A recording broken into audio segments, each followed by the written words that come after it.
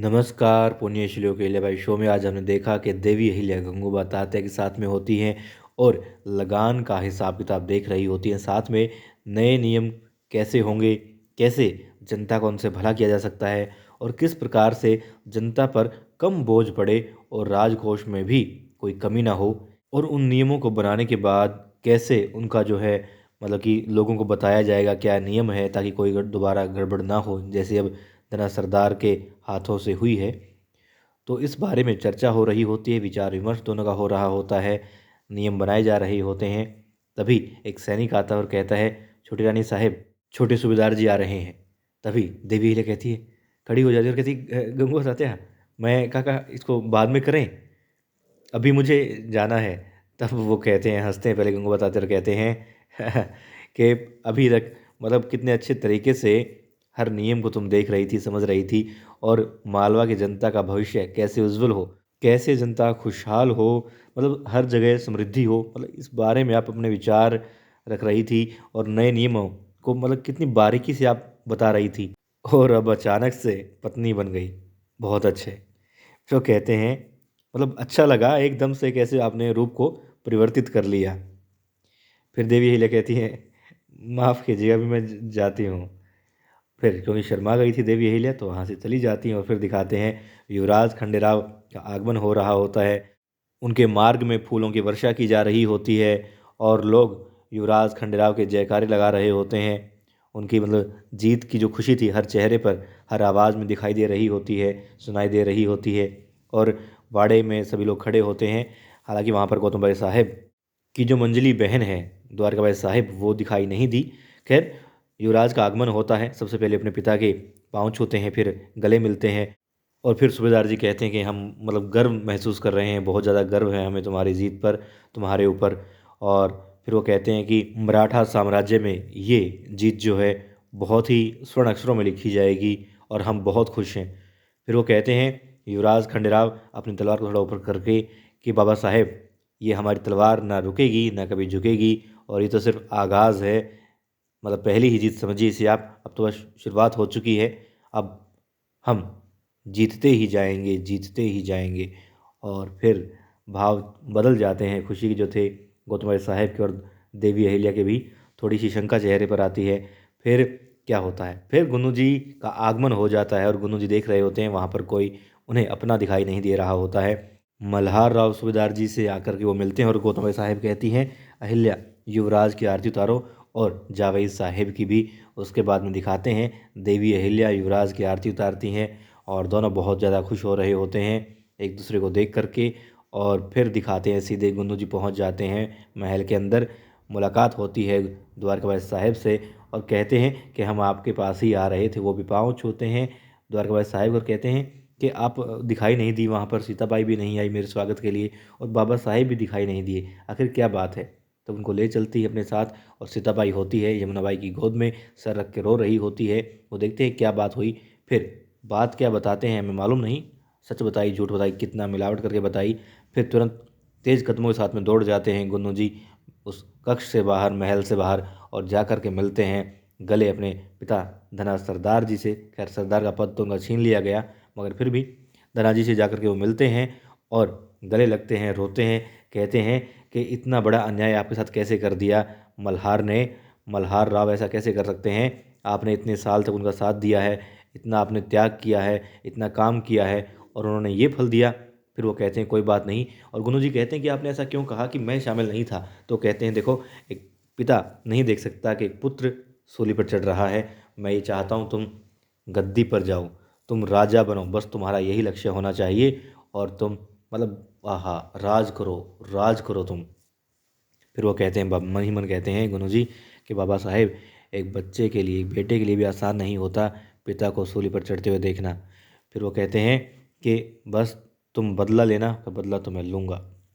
और फिर क्या दिखाते हैं, देवी अहिल्या युवराज एक कक्ष में होते हैं। देवी अहिल्या उनके लिए मावा बाटी लेकर के आई हैं। वो कहते हैं क्या सिर्फ इसी से हमें बताओ कि तुमने हमें कितना याद किया, छोड़ो इसको और बताओ कि कितना याद किया, कितना तुमने मतलब मुझे। तो वो कहती हैं बहुत याद किया और मैं बहुत खुश हूँ, बताओ कितनी खुश हो। वो कहते हैं मावा बाटी से नहीं पता चलेगा तुम कितनी खुश हो, वो बताती थी आपकी पसंद का पकवान इसलिए तो बनाया है क्योंकि मैं बहुत खुश हूँ।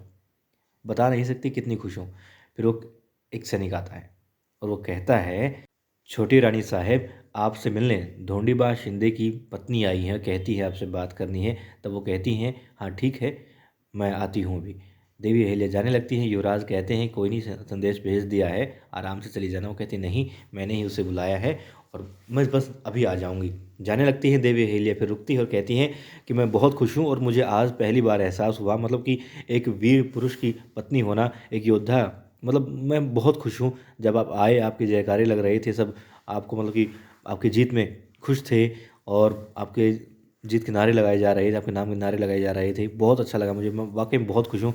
युवराज आते हैं, वो कहते हैं कि ये तो मतलब शुरुआत है, अब आदत डालो इस चीज़ की, क्योंकि अब हम कभी रुकेंगे नहीं और जीतते ही जाएंगे, जीतते ही जाएंगे।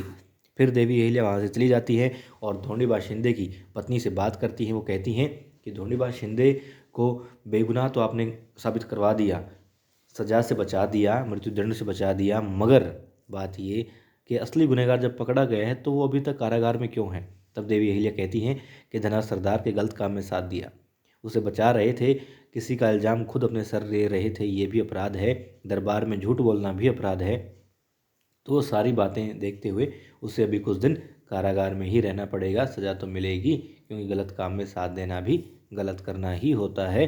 फिर वो कहती हैं कि अब मेरा घर कैसे चलेगा, बच्चे को मैं क्या खिलाऊं, कैसे पालन करूं उसका अकेली, क्योंकि मेरे पास पैसा नहीं है। जो पैसा मिला था, जो पैसा दिया गया था झूठ बोलने के नाम पर, वो तो सारा जब्त हो गया है। तब देवी अहिल्या कहती है, मैं आपको थोड़ा पैसा दे दूंगी, लेकिन उधार रहेगा, और जब भी कुछ काम शुरू हो जाएगा तो आप मुझे देंगी। वो कहती हैं, क्या काम, मैं क्या कर सकती हूँ। तो वो कहती हैं कि ये प्रश्न सिर्फ तुम्हारे लिए नहीं है, और बहुत सारी महिलाएं ऐसी हैं जिनके मन में ये प्रश्न है और उनके लिए कुछ करना है। जब भी होगा तो क्रांति आएगी, तुम चिंता मत करो। बहुत बड़ा प्रश्न है, बहुत बड़ा सवाल भी है, इसका कब मिलेगा पता नहीं, बहुत मुश्किल सवाल है, मगर जल्द ही मिलेगा और क्रांति होगी उस वक्त, तुम देखना। तब तक उधार हुए ये पैसे रखो और तुम लौटा देना बाद में। अब युवराज खंडेराव को गौतम बाई साहब के कक्ष में दिखाया जाता है और वो उनकी नज़र उतारती है। तो वो कहते हैं, आई आपने मुझे यहाँ पर नज़र उतारने के लिए बुलाया है।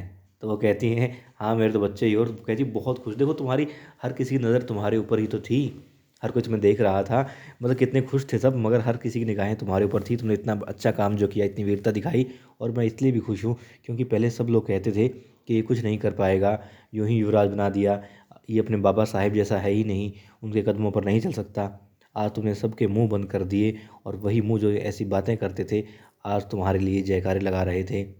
तो फिर वो कहते हैं, आई बहुत, मतलब कि एक बात कहूँ, कहते हैं कि आलू की सब्जी बना दो, पूरी बना दो तुम्हारे अपने हाथों से। वो कहती बस इतनी सी बात, अभी लाती हूँ। फिर वो कहते मैं तुम्हें ना एक, मतलब पूरे 7 दिन का बना के दे दूंगा कि कब क्या क्या बनाना है, बस मैं खाऊंगा, तुम बनाना, मैं खाऊंगा। वो कहती हैं, और बेटे दरबार नहीं जाओगे। तो कहते नहीं, दरबार नहीं, अभी देखो बाबा साहेब भी बहुत खुश हैं, वो भी कुछ नहीं कहेंगे, क्योंकि मैंने वीरता ही इतनी दिखाई है। और बस मैं तो खाऊंगा, आराम करूंगा, क्योंकि वहाँ मुहिम पर इतना अच्छा खाना नहीं मिला, तुम्हारे हाथों के खाने की बहुत याद आई। वो कहती है ठीक है, लेकिन दरबार में, क्योंकि धना सरदार भी अब कारागार में है और उनका जो हुआ तो काम का बोझ जो है बढ़ गया तुम्हारे बाबा साहेब का। तो कहते हैं कोई बात नहीं, वो लोग हैं ना, कर लेंगे, अहिल्या है, अहिल्या संभाल लेगी। और अब देवी अहिल्या धोंडीबा शिंदे की पत्नी से मिलकर के वापस आ रही होती तो देखती है कि खूब सारा सामान जो है, बड़े बड़े बक्से हैं, थाल हैं, वो जा रहे होते हैं युवराज खंडेराव के कक्ष की तरफ। तभी एक सैनिक से पूछती हैं देवी अहिल्या कि इसमें क्या है।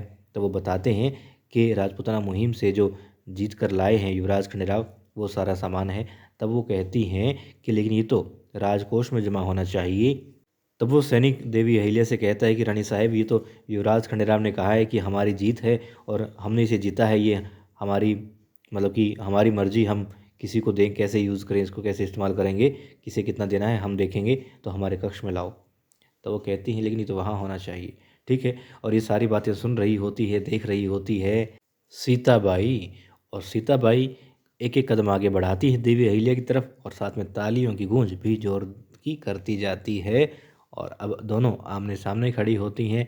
अब आगे क्या होगा, कल के एपिसोड में दिखाएंगे।